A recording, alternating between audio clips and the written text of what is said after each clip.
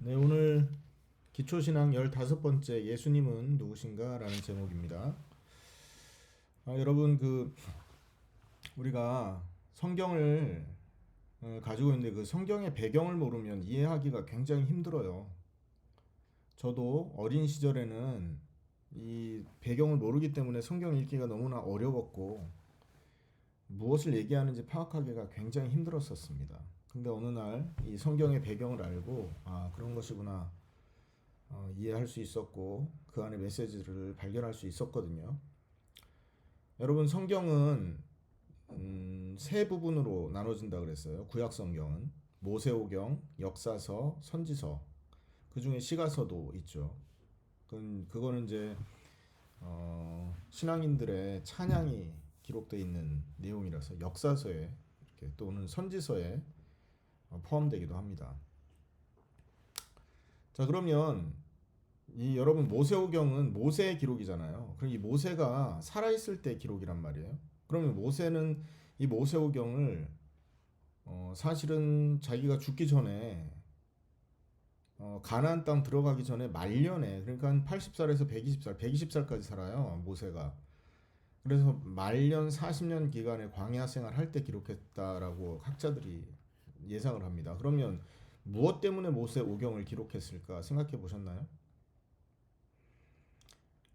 우리 백성은 모세의 입장에서 우리 백성은 언약을 가진 백성이다. 이거를 얘기하기 원했던 겁니다. 아브라함이 조상이고 그 우리 조상이신 그 아브라함에게 하나님이 씨의 언약과 땅의 언약을 주셨다.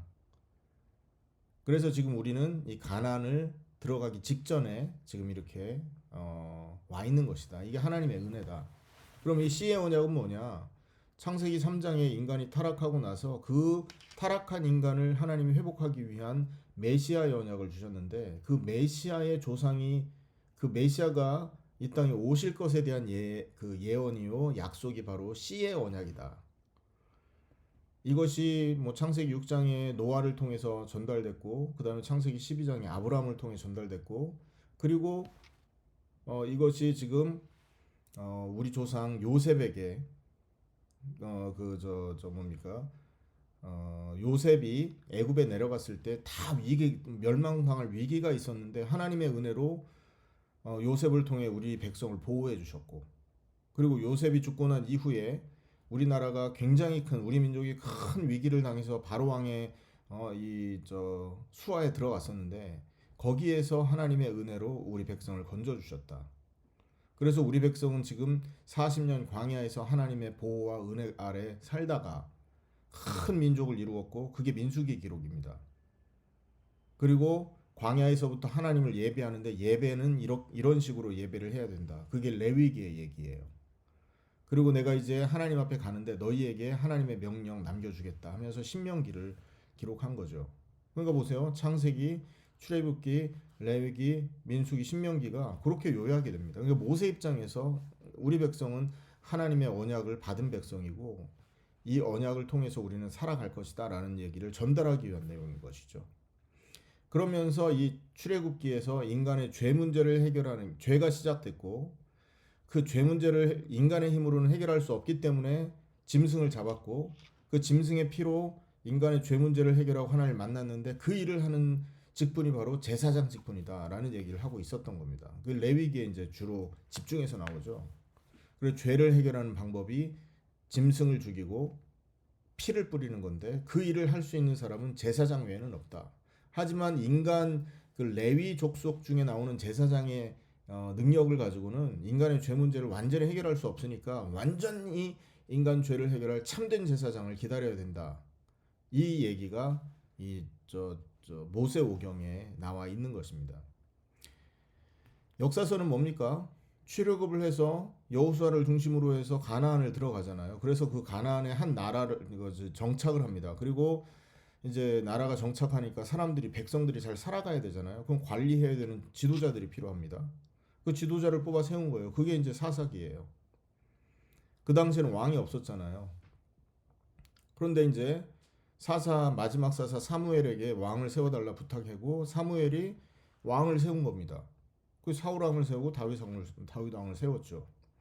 그런데 이 왕들이 하나님 앞에 죄를 범해서 이스라엘이 굉장히 어려움을 당해요. 그래서 역사서의 기록은 진짜 하나님만을 섬기고 하나님 말씀에 순종할 수 있는 진짜 왕이 이 시대에 필요하다.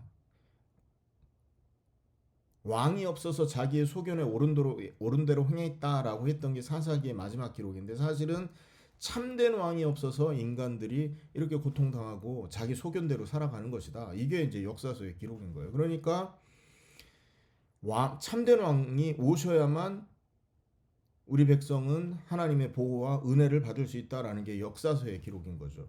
그 왕의 기록인 겁니다. 근데 실제 역사서에는 우상 숭배하고 계속해서 죄를 지었던 왕들밖에 없었잖아요. 자, 그리고 나서 이게 이제 선지서로 넘어갑니다. 선지서에는 뭡니까? 인간이 하나님을 만날 수 없으니까 선지자를 세워서 인간과 하나님 사이를 연결시킨 거예요. 하나님이 선지자의 입에 하나님의 말씀을 담고, 선지자는 하나님께 받은 그 말씀을 그 선지자의 입을 통해서 백성에게 전달을 하는 거죠. 그럼 백성은 선지자의 메시지로 하나님을 만나는 것이 되는 겁니다. 선지자의 메시지에 순종하고 그 음성, 그 말씀에 순종할 때 하나님을 만나는 것이고, 비록 선지자의 입을 통해 나온 하나님의 메시지지만 하나님을 만나는 것이고, 이렇게 하나님의 음성을 듣게 되는 것이죠. 그런데 선지자가 한계가 있었잖아요. 왕궁 선지자는 정치적인 목적을 가지고 왕의 눈에 들기 위해서 하나님 말씀을 거짓말로 말하기도 하고, 또 거짓 선지자는 하나님께서 막 이스라엘에 경고를 내리는데, 아니다, 우리 백성은 하나님이 선택한 민족이기 때문에, 언약을 주신 민족이기 때문에 절대 망할 수 없다 하면서 막 이런 평화의 기복적인 메시지를 막 전합니다. 근데 아니잖아요. 하나님은 이스라엘이 우상 숭배에 빠져서 하나님 앞에 범죄했기 때문에 이스라엘을 지금 바벨론에 포로 잡혀 가도록 만들려고 메시지를 주셨는데, 그 말을 전하는 선지자가 아무도 없는 거예요. 인간이 제대로 하나님 만나려면 제대로 된 메시지를 하나님에게 받아서 전달하는 선지자가 있어야 됐잖아요. 그런 선지자가 없는 겁니다. 그래서 선지서에는 인간 선지자가 아니라 참된 선지자가 오셔야만 인간은 하나님을 만나게 된다라는 얘기를 하고 있는 거예요. 이게 구약의 요약입니다. 모세오경은 죄에 대한 얘기, 역사서는 왕에 대한 얘기, 참된 제사장이 오셔야 되고 참된 왕이 오셔야 된다. 선지서는 참된 선지자가 오셔야 된다. 이 세 가지 직분을 합쳐서 그리스도라고 하지 않습니까? 기름 부음을 받은 자. 아멘. 그래서 구약은 이 기름 부음을 받은 자가 오시기를 기다려야 된다라는 내용이 전달되고 있었던 겁니다. 자, 그런데 오늘 예수님이, 우리가 읽은 본문이 마태복음 16장이란 말이에요. 거기에 예수님이 질문을 합니다. 사람들이 인자를 누구라 하느냐. 이제 예수님이 이 질문을 언제 하느냐면, 예수님 공생의 이제 마지막 부분에 3년 동안 예수님께서 자기가 그리스도라는 걸 보여주시잖아요. 기적을 통해 죽은 자도 살리고 막 이렇게 하시면서 내가 바로 구약에 예언되었던 메시아 그리스도다라는 얘기를 해요. 그리고 나서 제자들한테 묻는 거예요. 사람들이 인자를 누구라 하느냐? 그랬더니 뭐라고 합니까? 13절에. 그랬더니 14절에 이르되 더러는 세례 요한, 더러는 엘리야, 어떤 이는 예레미야나 선지자 중에 하나이다. 이렇게 말해요. 그러니까 예수님이 정치인을 향해서 막 메시지를 하니까 세례 요한인 줄 알아. 세례 요한이 헤롯 대왕에게 바른 소리 하다가 목 잘려 죽었잖아요. 그러니까 예수님을 그냥 정치 운동하는 사람 정도로 생각하는 거예요. 더러는 엘리야다. 여러분, 엘리야가 기도했더니 하늘에서 막 불이 떨어지고 막 죽은 자가 살아나고 막 기적이 벌어졌잖아요. 굉장히 능력 있는 선지자였거든요. 예수님도 막 죽은 자 살리고 무리도 걸어 다니고 막 병든 자 고치고 막 이랬지 않습니까? 그러니까 사람들이 예수님을 그냥 엘리야가 지금 환생했다, 이 정도로 생각하는 거예요. 어떤 이는 예레미야라 합니다. 예레미야는 눈물의 선지자거든요. 이스라엘 백성이 포로 잡혀갈 때 굉장히 슬퍼서 울고 그 슬픔에 시를 적은 사람이 예레미야입니다. 그래 눈물의 선지자라는 별명이 있어요. 예레미야가. 예수님이 과부와 가난한 자 이런 사람들 불쌍한 사람들을 막 도와주고 그들에게 막 이런 호의를 베푸니까 예수님이 단순히 그냥 예레미야 같은 일을 하는 선지자 정도로 아는 거예요. 그리고 어떤 사람 뭐라 그럽니까? 선지자 중에 하나입니다. 말씀을 계속 전하잖아요. 그 마태복음 5장에 보면 막 심령이 가난한 자는 복이 있나니 하면서 막 산에 올라가서 메시지를 전한단 말이에요. 그러니까 그냥 하나님 말씀을 전달하는 선지자 중에 하나구나 이렇게들 생각을 했던 겁니다. 그러니까 예수님이 두 번째 질문을 하시죠. 15절에 이르시되 너희는 나를 누구라 하느냐. 제자들이 3년 예수님이 하시는 사역을 봤단 말이에요. 이제 마지막 십자가 짊어지기 바로 직전에 가장 중요한 질문을 제자들에게 물었던 겁니다. 근데 다른 제자들은 아무 생각이 없어. 근데 그 중에 베드로만 딱 말합니다. 주는 그리스도시요 살아계신 하나님의 아들입니다. 여러분 이 질문이 얼마나 중요한 질문입니까? 모세 오경에 참된 제사장이 올 거라고 예언했고 역사서에 참된 왕이 올 것이다. 그리고 선지서에는 참된 선지자가 오실 거라는 예언이 있었다고요. 근데 그 모든 예언대로 이 땅에 오셔서 참된 제사장으로, 참된 왕으로, 참된 선지자로 사역을 하신 분이 바로 당신 예수입니다라는 얘기를 하고 있는 거잖아요. 구약에서 말하는 가장 중요한 핵심, 하나님이 인간에게 성경을 가지고 전달하고 싶었던 가장 중요한 핵심적인 내용을 베드로가 딱 대답을 한 겁니다. 이때 예수님이 말씀하시죠. 바요나 시모나, 네가 복이 있구나. 여러분 그리스도를 안다는 것은요. 그리고 그리스도를 믿는다는 것은 하늘이 내린 복입니다. 아무나 받을 수 있는 복이 아니에요. 네가 복이 있구나. 이것을 알게 한 이는 혈육, 사람이 아니라 몸과 피를 갖고 있는 사람이 아니라 하늘에 계신 아버지시다. 하나님이 귀를 열고 마음을 열고 눈을 열어서 이걸 알게 하셨구나.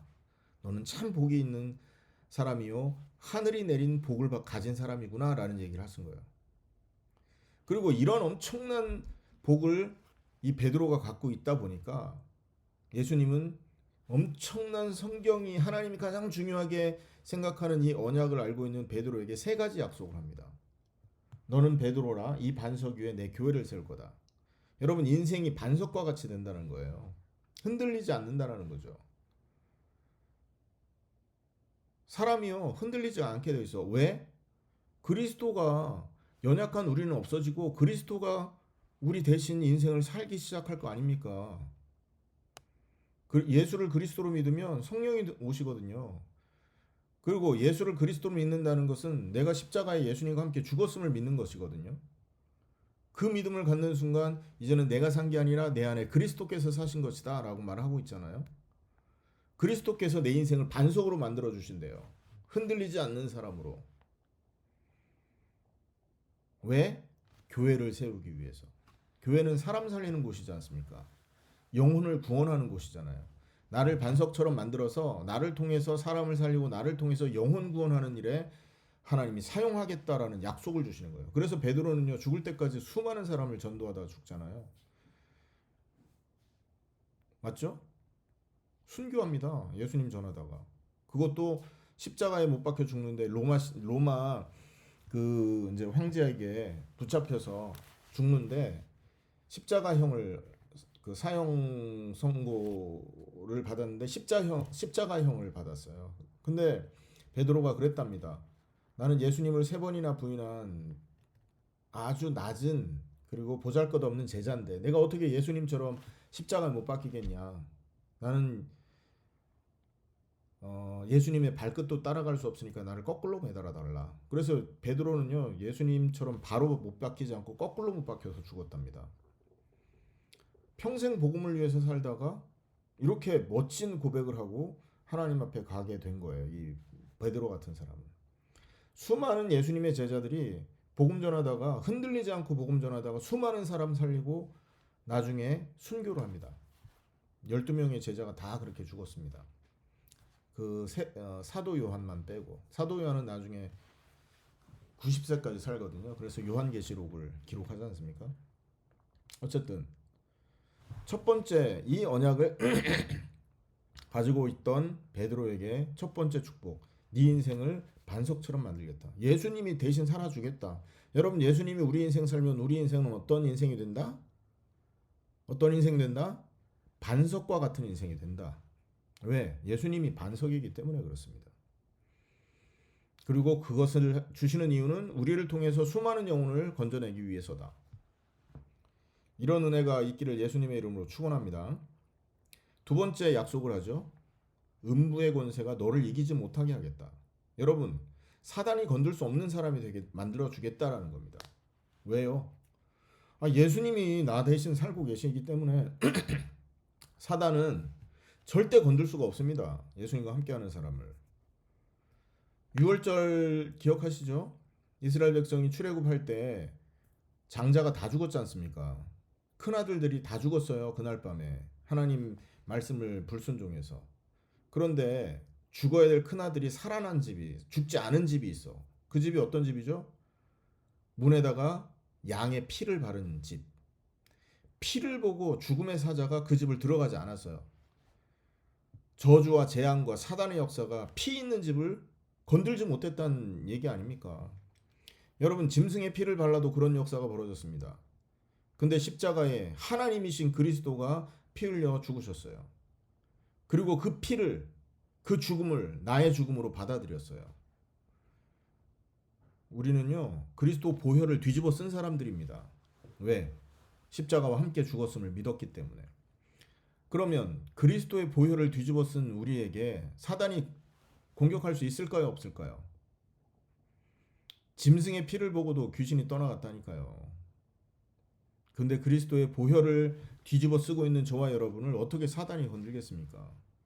요한일서 5장 18절에는요. 악한 자가 너희를 건들지도 못할 것이다. 이렇게 말씀하십니다. 마가복음 16장에는요. 너희가 내 이름으로 귀신을 쫓아내고 뱀을 집으며 무슨 독을 마실지라도 해를 받지 않고 병든 자에게 손을 얹으면 나을 것이다. 이런 약속도 한다니까요. 음부의 권세가 이기지 못하는 축복이 두 번째 축복이다. 왜? 하나님이 중요하게 생각하는 가장 중요한 메시지를 붙들고 그걸 믿었기 때문에 그 은혜, 그 믿음에 대한 대가로 하나님이 이런 은혜를 약속하시고 계시는 겁니다. 그리고 세 번째, 무슨 축복을 주시냐? 네가 땅에서 매면 하늘에도 매고 땅에서 풀면 하늘에서도 풀리리라. 이 말은 무슨 말이에요? 우리가 이 땅에서 기도를 하잖아요. 그럼 하나님이 일하시겠다라는 얘기인 겁니다. 왜 하나님이 기도하면 일할까요? 육성으로 우리는 기도하는 거잖아요. 사실 하나님 이거 해주세요. 하나님 이게 필요합니다. 하나님 나 이렇게 도와주세요. 우리가 육성으로 얘기를 하잖아요. 그런데 하나님은 우리 육성을 듣는 게 아니라 예수님의 음성을 들으신다고요. 왜? 내가 없잖아요 이제. 십자가에 부활하신 그리스도가 나 대신 내 인생을 살고 계시잖아. 그렇기 때문에 내가 기도하는 거지만 사실은 예수님의 음성으로 들어주시는 거예요. 하나님은. 우리의 음성을 예수님의 음성만큼 귀중하게 받아들여 주신다는 거죠. 그러니까 우리가 이 땅에서 기도하잖아요. 하나님이 움직이시는 겁니다. 하늘 군대를 보내시는 거예요. 천군 천사를 파송시키는 겁니다. 뭐 때문에? 우리의 기도를 이루기 위해서. 지난주에 얘기했습니다. 기도는 응답됩니까? 안 됩니까? 응답돼요. 몇 프로 응답됩니까? 100% 응답됩니다. 어떻게 응답된다고요? 기도하면 즉시로 응답되는 게 첫 번째. 두 번째, 기도하면 무응답으로 응답하세요. 응답하지 않아. 근데 그게 응답이에요. 우리가 기도하는 게 너무 쓰잘데기 없으니까 하나님이 입을 닫고 계시는 거지. 나중에 보면 응답이 이게 응답이었구나라는 걸 아는 겁니다. 그리고 세 번째 응답은 뭐예요? 우리가 기도했는데 그 기도를 곧이곧대로 들어주시는 게 아니라 더 좋은 것으로 바꿔서 응답해 주셔. 하나님 나는 내가 지금 자전거를 타고 집을 가야 됩니다. 근데 이 자전거가 어디 있습니까? 자전거를 좀 보내주십시오. 기도했는데 하나님이요 자가용을 보내주셔. 응답입니까? 응답 아닙니까? 이거 모르면 이게 우리가 하나님 앞에 기도 응답 받는지 모르고 사는 경우가 많다니까요. 어떤 사람이 홍수에 잘못해서 홍수물에 떠내려가고 있었습니다. 그래 기도했대요. 하나님 나를 좀 구해 주세요. 나를 좀 건져 주세요. 이렇게 기도했대요. 그랬더니 보트를 보내시더래. 아니요, 나는 밧줄을 달라고 기도했어요. 하늘에서 밧줄 내려주길 기다립니다. 당신 가세요. 보트 보냈어. 막 기도했더니 헬기가 왔어. 아니요, 나는 하늘에 밧줄이 하나님이 나에게 밧줄을 내려주기를 기도하고 있습니다. 그래서 헬기도 보냈어. 죽었네? 하나님 앞에 갔답니다. 하나님 왜 나를 죽게 했습니까? 왜 나에게 그 응답을 주셔서 밧줄을 내려주지 않고 나를 이렇게 죽게 했습니까? 하나님이 그러셨답니다. 야, 내가 네 기도 듣고 보트도 보내주고 헬기도 보내줬잖아. 여러분, 우리가 기도하면요 더 좋은 것으로 하나님 바꿔서 응답 주세요. 하늘에서 동아줄 내려오기를 기다리는 게 잘못 아닙니까? 그래서 우리가 기도하면 반드시 하나님은 일하신다라는 걸 믿으셔야 돼요. 이게 네가 땅에서 매면 하늘에도 매고 땅에서 풀면 하늘에도 풀릴 것이다라고 하시는 메시지인 거예요. 다시 말해서 기도 응답을 말하는 거죠. 이게 여러분 예수를 그리스도라고 고백한 베드로가 받은 축복입니다. 그래서 베드로는 기도하면 사도행전에 보면 기도했더니 어떤 일이 벌어져요? 성령이 막 역사하고 한 번 설교했더니 막 3천 명, 5천 명이 회개하고 돌아오고 기도했더니 귀신이 떠나가고 죽은 자가 살아나고 막 이런 기적이 벌어졌습니다. 왜 이런 은혜가 베드로에게 임했냐? 약속 때문에 임한 거예요. 천주교는 베드로가 능력 있는 제자라고 해, 수제자라고 해가지고요. 베드로를 뭐 하나님처럼 생각하거든요. 제1대 교황이라고 하면서 하나님처럼 모셔. 베드로가 훌륭한 게 아니잖아요. 베드로의 능력으로 그런 응답이 온 게 아니단 말이죠. 그리스도가 함께 하셨고 그리스도를 고백해서 하나님이 약속으로 주신 게 그냥 이루어진 것이란 말이에요. 자, 하나님이 이런 응답을 주신 이유가 뭐라고요? 성경이 가르쳐주고 있는 가장 중요한 핵심을 베드로가 탁 붙들었던 거예요. 우리가 그 언약을 잡아야 되는 겁니다. 예수는 모세오경에서 말하던 참된 제사장이다. 예수는 역사서에서 말하던 참된 왕이시다. 예수는 선지서에서 말하던 참된 선지자시다. 그러므로 예수는 참된 제사장, 참된 왕, 참된 선지자 합쳐서 그리스도가 되신다. 왜 참된 제사장이 필요하냐면요. 죄 문제를 영원히 완전히 단번에 해결해야 되기 때문에 그런 겁니다. 죄의 싹은 사망이잖아요. 다 죽어야 돼. 죄 해결 못하면. 그래서 이 죄 문제를 단번에 해결하고 완전히 해결하고 영원히 해결하시는 분이 참된 제사장이옵니다. 그래서 예수님이 십자가에서 피 흘리면서 죄 문제를 끝내놓으신 거예요. 이렇게 완전하게. 팔레스타이 하고 돌아가셨다 그랬죠. 요한복음 19장 30절 다 이루었다. 죄 문제 끝났다 이 말입니다. 아담과 하와가 창세기 2장에서 그 행위 언약을 놓쳤는데 그래서 인간은 율법 저주 아래 갇혀서 살았는데 그 율법의 저주를 해결받다. 내가 십자가의 죽음으로써 다 이루었다 그 말입니다. 그 예수님은 십자가에서 참된 제사장이라는 것을 증명해내셨던 거죠. 그리고 예수님은 사단의 권세를 깨뜨리고 하나님의 백성을 하나님의 보호받도록 만드는 참된 왕이잖아요. 참된 왕인 증거가 뭐냐면 예수님이 죽음을 깨뜨리고 부활하십니다. 세상 임금 마귀가 죽음을 가지고 인간을 컨트롤하지 않습니까?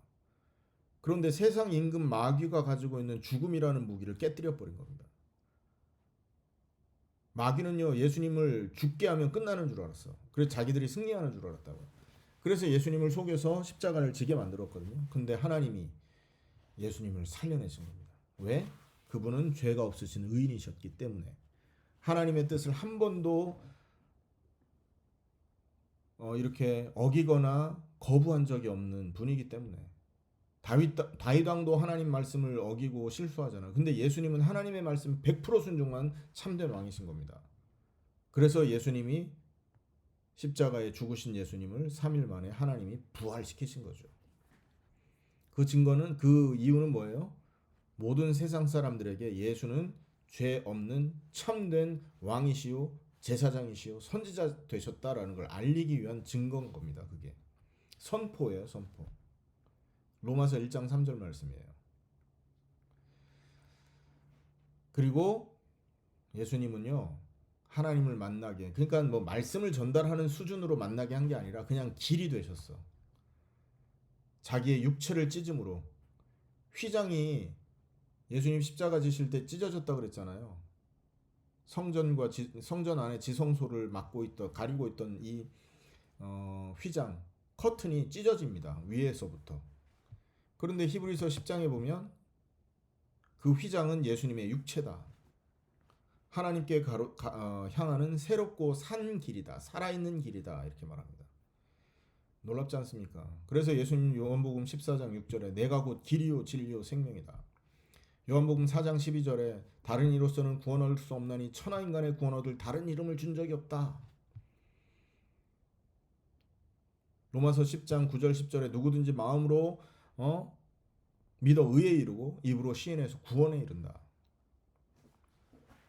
누구든지 예수를 믿는 자는 구원을 얻을 것이다. 이게 성경이 말하는 핵심 메시지 아닙니까? 그래서 예수님은 말씀으로 하나님을 만나게 하신 중보자가 아니라 그냥 길이 되신 것이고 그분이 하나님이시기 때문에 예수님을 만나는 순간 하나님을 만나게 되는 것이에요.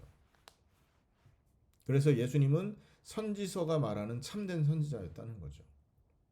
이 내용을 우리가 붙들고 사는 겁니다. 이거를 붙드는 사람은 어떤 신앙을 갖냐? 나의 옛사람이 죽어 마땅한 죄인이요 우상 숭배로 찌들어서 저주와 재앙받을 멸망받을 인생이다라는 걸 고백하고 그 옛사람을 십자가에 함께 예수님과 장사 지낸다라는 거죠. 그런 믿음을 갖습니다. 여러분, 죄인이 암만 애쓴다고 해서 의인이 되지 않는 겁니다. 죄인은 죄인이에요. 태어나면서부터 죄인이지 않습니까? 죽을 때까지 죄인인 겁니다. 그리고 또 이 죄인은 죽은 상태지 않습니까? 죽은 상태이기 때문에 아무리 노력하고 애써도 죽은 상태를 벗어날 수가 없다니까요. 인간의 노력으로 죽은 영을 어떻게 살려요? 여러분, 죽어있는 강아지, 고양이도 살릴 수 없는데 죽은 사람을 어떻게 살릴 거며 보이지도 않는 죽은 영을 어떻게 살려낼 거냔 말이에요. 맞죠? 하나님의 은혜 아니고는 살아날 길이 없는 겁니다. 그리스도의 그 피를, 그리스도의 생명을 수혈받지 않고는 절대로 죽은 영은 살아날 길이 없는 거예요. 그래서 진짜 믿음이 있는 사람은 이 죽은 우리의 영혼, 죄악에 물들고 우상에 찌들어 있는 우리의 그 인생을 십자가와 함께 죽어 장사 지내는 선택을 한다는 거죠. 그럼 그 죽음의 인생, 죄의 인생은 끝나버리는 겁니다. 그 시간에. 그리고 그 사람의 인생 속에 예수 생명이 들어오고 예수님이 오셔서 그 사람의 인생을 그 순간부터 대신 살아가주기 시작하신다는 거죠. 그 믿음을 갖고 살게 됩니다. 이 믿음을 가졌을 때 우리는 어떤 은혜를 받냐? 베드로에게 약속되었던 이 세 가지 은혜를 받는 것입니다. 꼭 그런 은혜가 있기를 예수님의 이름으로 축원합니다. 자, 그런데 여기서 오늘은 좀 중요한 포인트를 몇 가지 좀 생각해 보고 싶습니다. 하나는 뭐냐면 예수님이 이 질문을 언제 했냐라는 거예요. 죽기 직전에 하셨어요. 십자가 지기 직전에. 이 말은 가장 중요한 시간이었다라는 거죠. 인생에서 가장 중요한 시간이 바로 예수님이 이 질문을 할 때라는 겁니다. 아멘. 이 질문을 하는 이유는 뭐예요? 중요한 의미가 있다라는 거예요. 여러분, 누구든지 죽기 전에 자기 누구를 불러다가 무슨 얘기를 한다면 그건 가장 중요한 얘기를 할 수밖에 없다니까요. 예수님이 돌아가시 직전에 제자들을 불러놓고 이 질문을 했다는 것은 가장 중요한 메시지, 하나님이 인간에게 주기 원하시는 가장 중요한 메시지였다라는 게 한 가지의 이유입니다. 이것이 오늘 살펴보고 싶은 하나 내용이고, 두 번째는 뭐냐면 어디서 이 질문을 했느냐라는 거예요. 어디죠? 지방 이름이 뭡니까? 빌립보 가이사랴 지방, 13절에 그러죠. 여러분, 빌립보 가이사랴라는 이 동네는, 이 도시는 원래 파네아스라는 이름을 갖고 있었던 땅이에요. 파네아스. 이 파네아스라는 동네를 헤롯 대왕이 빌립보 가이사랴라고 이름을 바꿔버립니다. 일단 파네아스는 우상을 섬기던 지방이었어요. 이건 뭐냐? 그리스 목자, 그리고 또 자연의 신 판, 그리스의 목자와 자연의 신인 판의 신전이 있었던 우상숭배의 장소였어요. 그 우상숭배의 장소에 헤롯이 와가지고는 이름을 바꿔버린 거예요. 빌립보 가이사랴. 헤롯 빌립이거든요. 헤롯 대왕의 이름이. 근데 로마 시대에 와서 헤롯 빌립이 로마 황제 가이사 아구스토에게 아부하기 위해서 이 동네 이름을 자기 이름 플러스 황제 이름으로 합쳐서 만들어 버린 겁니다. 자, 한번 생각해 보세요. 이 가나안 땅은요, 하나님을 섬기는 땅입니다. 하나님을 예배해야 되는 땅이고, 하나님의 백성들이 하나님을 찬양하는 땅이 가나안 땅이잖아요. 그런데 이 가나안 땅이 지금 어떤 땅이 돼 있었어요? 우상숭배의 땅으로 바뀌어진 겁니다. 뿐만 아니라 이 땅이 그 우상숭배 때문에 이방 민족의 침입을 받아서 나라가 없어진 땅이 돼버린 거예요. 그곳에서 예수님이 이 질문을 하는 겁니다. 사람들이 인자를 누구라 하느냐. 자, 여기서 뭔가 여러분, 예수님이 무슨 내용으로 왜 이 질문을 하는지 낌새를 채야 돼. 눈치를 채야 돼. 다른 질문을 하는 겁니다, 지금. 또 하나의 질문이 그 속에 깔려 있는 거예요. 어떤 질문을 하고 있느냐? 너 아니? 가나안 땅에서 하나님을 예배해야 되는 백성이 왜 나라 없는 민족이 되고 고통에 빠져서 신음하고 있는지 너 알고 있냐? 다시 말하면 하나님의 백성 이스라엘이 왜 망하고 포로되고 고통당하고 속국되어 있는지 아느냐라는 질문인 겁니다. 이해되시죠? 딱 그 지방에 와서 질문을 했다라는 건 그런 의미가 있는 겁니다. 가장 중요한 시점에 가장 중요한 얘기를 물으신 거죠. 그러니까 인생이 여러분 망하면 안 되잖아요. 안 망하는 이유를 가르쳐 주기 위해서 예수님이 질문한 거예요. 근데 역시나 사람들이 엉뚱한 대답을 하고 있잖아요. 예수님은 성경이 말하는 그리스도인데 사람들은 예수님을 정치운동, 사회운동 혹은 뭐 박애운동, 밥이나 대접하고 사랑이나 베푸는 그런 수준의 육신적인 수준으로 예수님을 이해하고 있다는 거죠. 다시 말하면 자기 생각대로 예수를 믿고 있었다는 겁니다. 그 시대 사람들이 예수님을 자기들 생각대로, 자기들 기준대로 예수님을 믿었던 거예요. 그러니까 어떻게 된 거예요? 이 나라가 속국될 수밖에 없었다, 이 말이죠. 다시 말하면 하나님의 백성이 문제당하는 것은 그리스도를 지 마음대로 알아서 문제당하는 것이다 라는 얘기인 거예요. 성경대로 알아야지. 그래서 오늘날도 있지 않습니까? 교회에 문제가 많고 성도들이 실패하고 고통 속에 빠져서 방황하는 이유는 예수님을 이렇게 잘못 믿고 자기 생각대로 믿어서 그런 겁니다. 신비운동하는 교회에서는요, 예수님을 신비운동가로 생각한다니까요. 엘리야처럼. 정치운동하는 교회에서는요, 예수님을 사회운동하는 세례요한처럼 믿는다니까요. 가르친다니까요. 그리고 또 이렇게 사랑과 박애를 강조하는 교회에서는요, 예수님을 예레미야처럼 가르쳐요. 그리고 또 이렇게 하는 이유, 이렇게 가르치는 근본적인 이유는 어디 또 있냐? 겉으로는 뭐 사회운동처럼 뭐 박애운동처럼 이렇게 내세우지만 결국 근본적인 속으로 들어가 보면 복받기 위한 심정으로 너 복받으려면 이렇게 해야 돼 라는 얘기들을 하고 있다는 거죠. 다 뭐예요?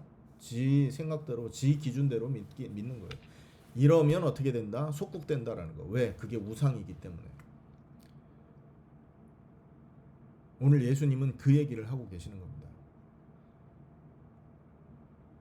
하나님의 백성들이 왜 망하는 줄 아느냐? 그리스도를 알지 못하고 그리스도를 지 마음대로 믿어서 그런 것이다 라는 얘기예요. 결론입니다. 그리스도는 누굽니까? 모세오경에서 기다렸던 참된 제사장입니다. 그 참된 제사장만이 죄의 문제를 영원히 완전히 단번에 해결할 수 있다라는 거죠. 예수는 누구십니까? 역사서에서 얘기했던 참된 왕입니다. 하나님의 말씀에 순종하고 다윗 왕보다 더 의로운 왕이 되어서 백성들을 외적의 침입에서 보호하고 외적과 이방 민족과의 전투에서 승리하게 하는 참된 왕이었다는 거죠. 예수님은 사단과의 싸움에서, 인간의 최고 원수는 사단 아닙니까? 이 사탄과의 전투에서 승리하신 참된 왕인 거죠. 예수는 누굽니까? 하나님을 만나게 하는 참된 선지자라는 거예요. 단순히 말로 전달하는 수준이 아니라 예수님 자체가 말씀인 거예요. 아멘.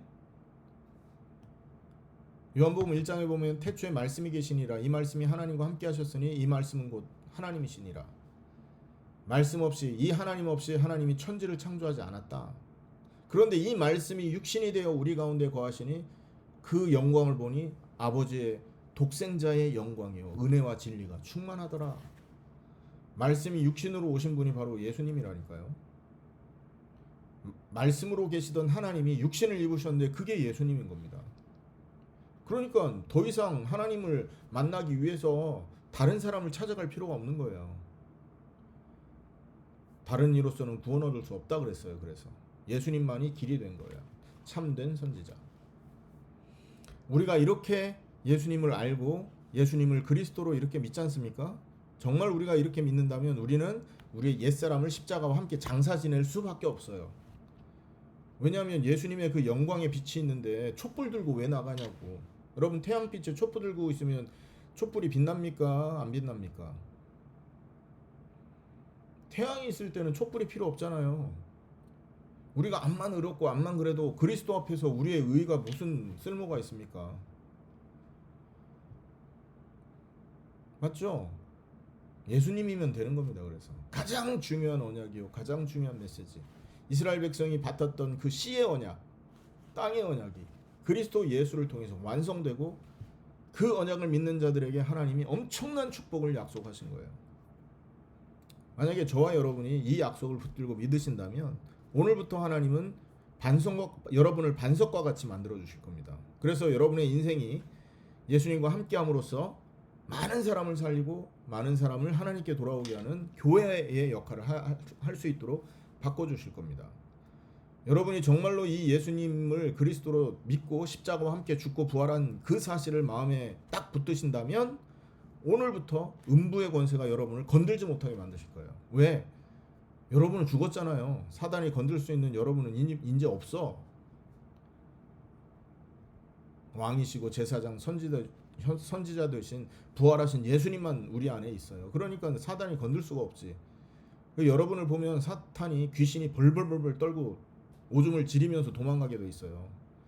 여러분을 공격하려고 한 길로 돌아왔다가 여러분 안에 그리스도 계신 걸 보고요, 7길로 혼비백산 도망가게 돼 있는 겁니다. 이렇게 믿고 사시면 됩니다, 여러분. 그래서 여러분이 정말로 집에서 무릎 꿇고 기도하잖아요. 모든 집안의 흑암 세력은 다 떠나가는 겁니다. 아멘. 루터가, 종교개혁했던 루터가 있잖아요. 성에서 성경을 기록하는데 귀신이 계속 나타났대요. 사단이 방해를 했대, 성경 번역할 때.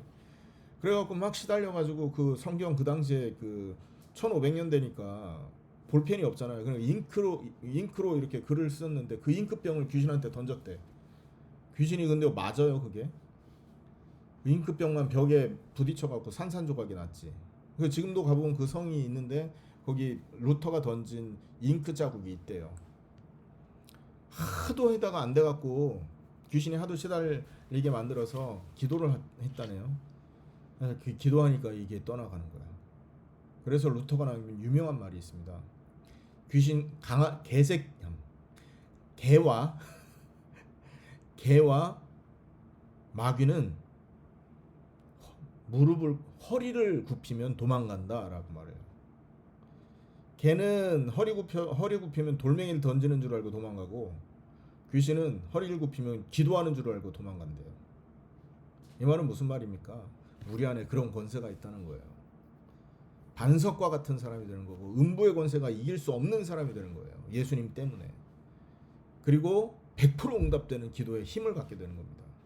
우리는 우리의 육성으로 기도하지만 하나님은 내 음성이 아니라 예수님의 소리를 듣는다니까요. 왜? 내 안에 나 대신 기도하시고 나 대신 사시는 분이 예수님이니까. 여러분, 이런 은혜가 저와 여러분의 인생 속에 가득 채워져서 하나님을 마음껏 섬기고 예수 그리스도의 제자로서 이 땅을 살아가는 그런 복된 저와 여러분 되기를 예수님의 이름으로 축원합니다. 기도하겠습니다.